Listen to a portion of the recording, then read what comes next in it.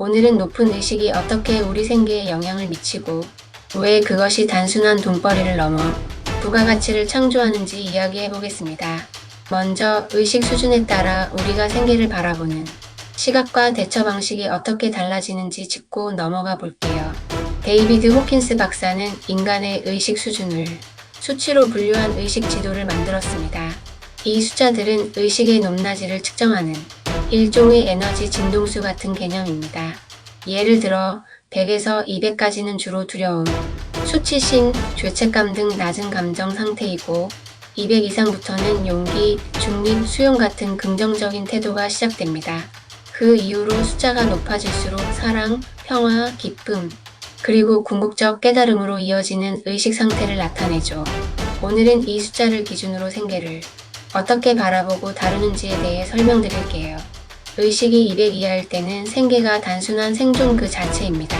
두려움, 수치심, 죄책감 같은 낮은 감정들이 주를 이루고 생계 문제를 밖에서 오는 고통으로 받아들여 무력감에 빠지기 쉽죠. 나는 이걸 감당할 수 없어라는 생각이 대부분입니다. 하지만 의식이 200에서 300 사이로 올라가면 내면에서 할 수 있다는 용기와 힘이 생기면서 생계를 단순한 고통이 아니라 삶의 한 부분으로 받아들입니다. 주체적으로 변화를 만들어내기 시작하죠. 의식이 400대에 이르면 생계 문제를 더 이성적이고 전략적으로 접근합니다. 현실은 창조될 수 있다는 생각이 확고해지고 재정적 자유에 대해 배우고 실천할 수 있죠. 그리고 의식이 500대 이상에 도달하면 생계는 두려움이 아닌 사랑의 관점에서 다뤄집니다. 풍요는 우주에 대한 신뢰에서 자연스럽게 흘러들어오고 자신의 존재 자체가 가치가 되어 생계가 원활해지는 상태입니다. 중요한 점은 의식 수준이 높아진다고 해서 생계 문제가 자동으로 해결되는 건 아닙니다. 500 이상 의식 단계에 도달해도 내면에 남아있는 가난, 죄책감, 자격지심 같은 무의식의 패턴을 정리하고 물질계에 대한 통합된 이해를 하며 자신을 세상에 표현하는 용기와 실행이 함께 있어야 합니다. 돈, 몸, 현실을 영성과 분리하지 않고 통합하는 것이 필요하죠. 그렇다면 높은 의식은 왜 부가가치 높은 정보를 만들어내는 걸까요? 의식은 일종의 안테나와 같습니다.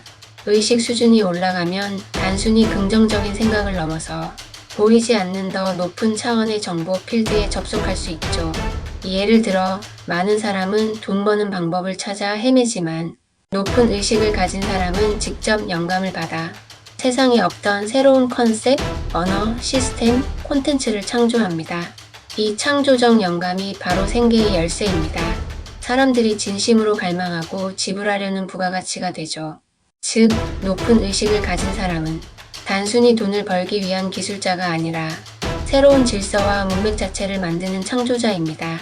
이런 존재가 바로 당신이고, 그래서 당신의 생계와 영향력도 그에 걸맞게 자연스럽게 확장되는 것입니다.